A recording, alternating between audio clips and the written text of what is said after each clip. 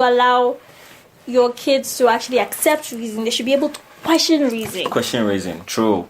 I remember when I was a kid, when I was going to junior high school, my mom used to give me honey prior to every exams. So come like, oh, drink this honey. When you go to exams, to write and pass. That is reason, but why am I drinking the honey? Why do you think? I'm even drawing inference from this whole scenario that my mom believed that I was good academically. So if I drink the honey, I'll be more brightened to write the exams. Did you ever question that theory? Recently, I was thinking about it, and it was funny that so we had honey in our house. I never touched it. He warned us not to touch it. So we only drank it during exams time. Oh. And that was poor judgment because we were supposed to drink honey every day. Yeah. So that to work on our brain. If you take it once, it ain't going to do it won't do anything. But with her, what she was told, she thinks that when you drink it today, it works today. Okay. So exams, early in the morning, drink the honey, then we write a paper. Nah. So when I was young, I used to think that when I pass a paper, it means the honey is working. Ain't gonna do nothing.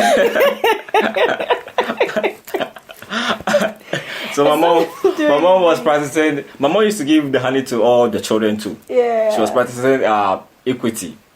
Every child will have the honey, same amount of honey. So in essence, education is key. And my mom didn't even go to school. She wants to share it equally. But she's doing it in the wrong way. And our teachers who have gone to training college for years, they don't even know about this. Even if they know, they don't even care about it. And they treat children differently. And most of these children who are treated differently, they turn out to leave school. They don't continue schooling. Unfortunately for the ladies, some get pregnant along the way. They become single mothers and all that. You see? Equity has to be incorporated if it should be a whole equality subject that wants to be achieved. True. We don't have to set it aside, because I think people do not even understand the difference. You get it? Like in their head, you want equality, then cool. You see those pictures that explain like we're all trying to watch football on a park, but then there's a wall. So for equality, then fine, we're all standing there like that. We're all given the chance to be there. Yeah. Right? But then equity. The main goal is to watch the ball. Yeah. Not just being there. So whatever needs to be done for everybody to achieve that particular goal. True. Equity comes in play. True. You get it? True. Very true. Even now. So that little kid who's short will have to have a box to stand on. You should provide that. So you box. have to go, instead of you just going there, everybody just doing a normal thing, you're walking to the place, you get there. One person should actually take it upon themselves to actually find a way to help the others, to see too. True. It's extra work, but come on, it ends up giving something good to the world. And let's accept the fact that if some people are not treated the same way, it means they are all right. It means they are fine. Because we tend to think that because you are treating people with the needs, different needs, if you're not treating other people the same way, it means they are lacking. No, they are fine. A rich kid doesn't need money again.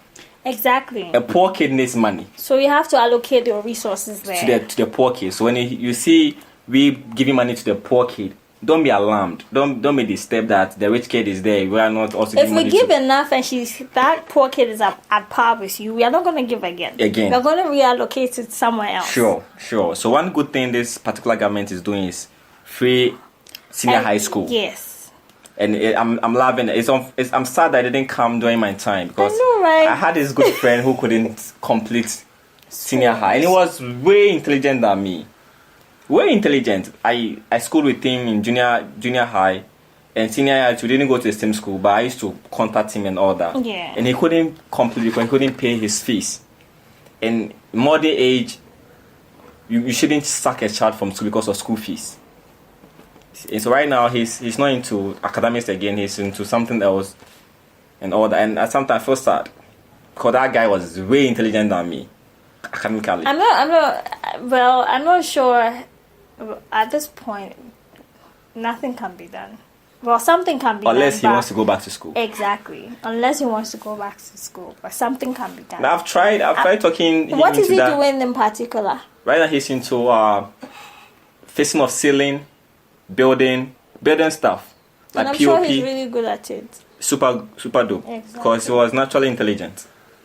So I've talked him into going back to school, but he feels old now to go back to. Oh, senior high. So you see, in America, they have this thing called GED. Okay. Even if you weren't able to go to uni and I think high school, you are able to enroll for that and you have a better opportunity. Okay. Maybe the government should look at doing that now. True. Creating like a policy that addresses like old age kind of education. True. You get it. True. And then don't leave it for universities to actually do mature entrance exams. No. True. And headmasters too who sacked this case from school for not paying school fees.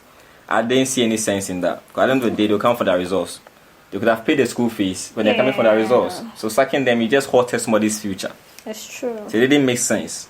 No, sometimes it's understandable because finances, but come on, this is education. You have to sacrifice. They were able to pay throughout the years and till then that just point. one time. Then one time, you sacked them from school. So we should look at that too. Yeah. Equality should be achieved in every sphere of every sphere. Sexuality, disability. Let's talk about the sexuality part. I'm straight. Very straight. Also but I love gay people. Yeah, we don't discriminate. Being different is a choice. Yeah, like look at the good side. Like, come on, if you have a issue with gay people who are you're not used to. Thank so you. when a straight person you are hitting on gays for being gay, and you are dying, would you reject a gay doctor for helping you out? Exactly. Nah. See, when a car knocks you down and there's a gay person passing by, would you say the gay person should go? They choose to be gay. It is none of your business. It is their body.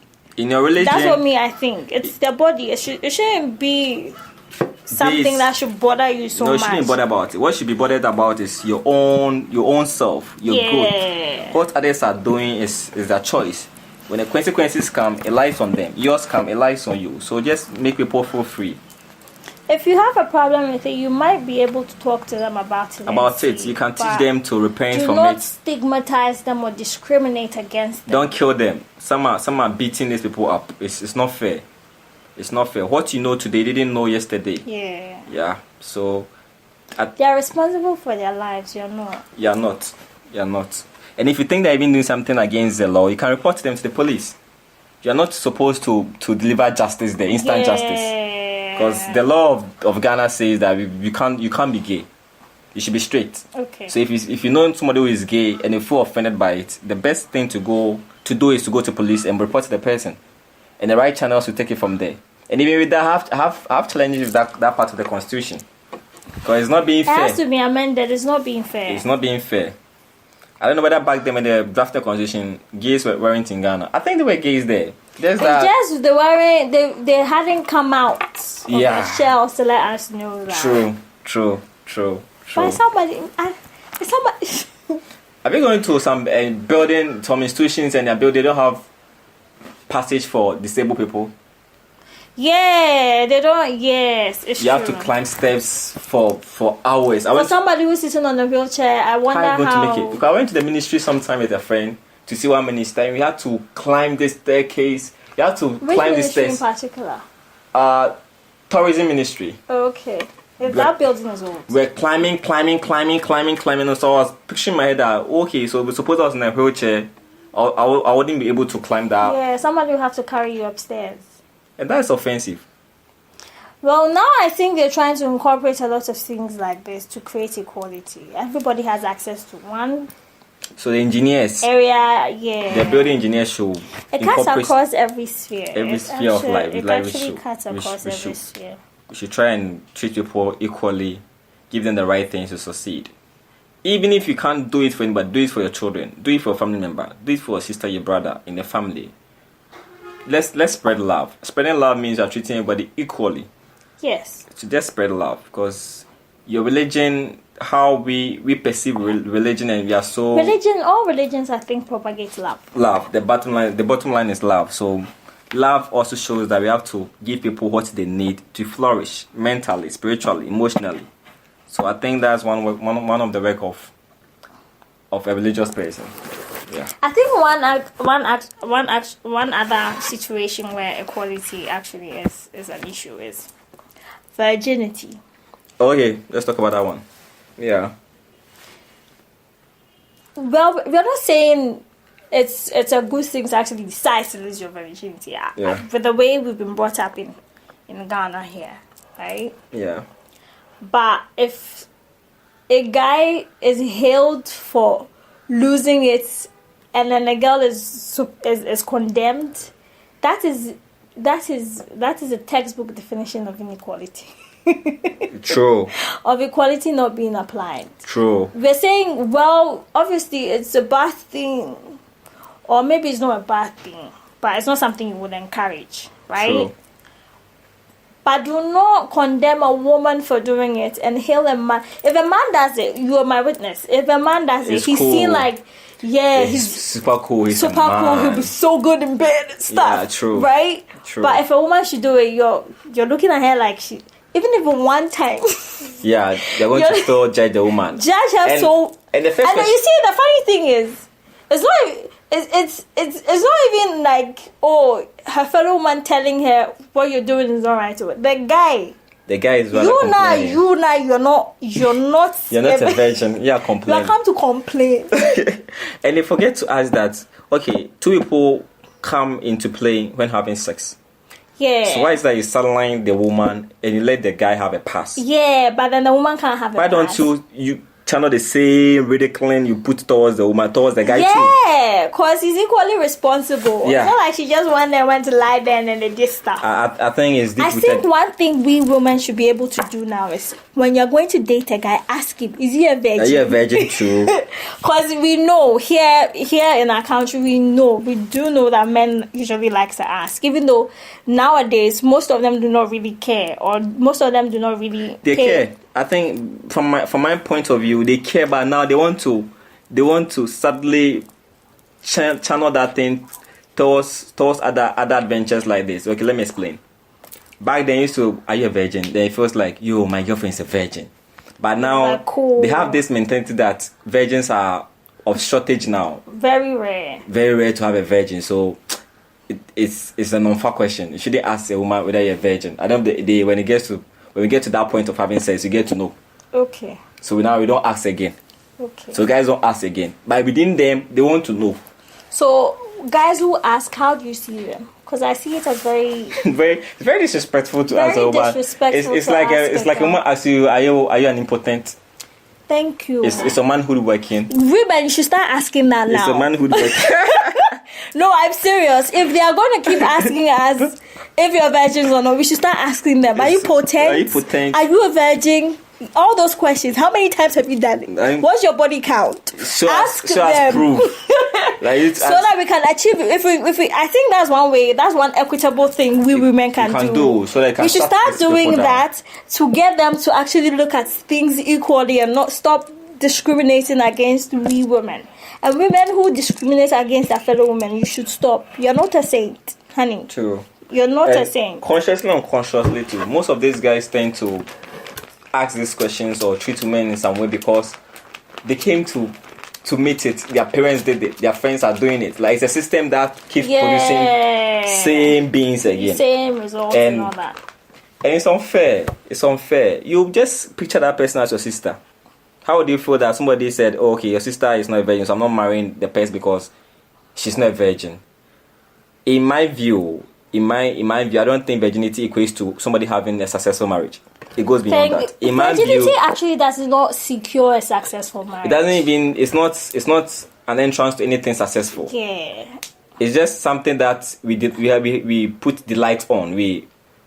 It's just for pleasure's sake. Pleasure's sake. It's just making your partner feel like you're the first person to have that thing. Yeah. But if your partner doesn't have it, your wife is intelligent. It's not going to stop the guy from cheating. I'm telling you. If he would cheat, he would cheat. We cheat. That one there. Solomon had thousands of women. Guys, you can't tell me that because you're a virgin, a guy won't cheat. Yeah. And guys too, we are achieving equality here, so we have to apply it here. Just because you the guy, you're a virgin, doesn't mean she won't cheat. If she would cheat, she would cheat. Yeah, true. It's just that women, over here, it's a natural phenomenon. Women have a lower tendency of cheating than men do. Hey, this time they are disagreeable. But unfortunately, our time is up. Next time, we have to continue. Next time, debate on this topic. Now you can't say that. Things have changed now. So this is the Two Mad Days podcast. Seriously. Our first episode is, I think.